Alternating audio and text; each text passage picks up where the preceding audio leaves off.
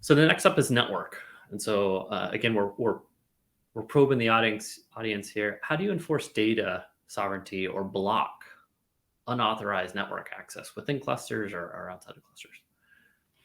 So go to Classic you. example is, how do I make sure that my web front end only talks to my, database backend, right? And how do I make sure the database backend isn't really communicating elsewhere? Because if it is, then we likely have a problem, right?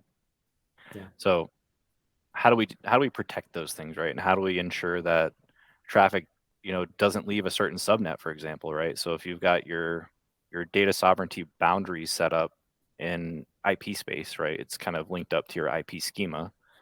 This is one way that you can for sure say, okay, anytime we have workloads running on this cluster, it cannot communicate with these other clusters outside of this geofence sovereignty domain, because we have this policy and we know that this is how it's structured. So it's an important thing to be able to layer on if you're really concerned about these different types of separations. Yeah.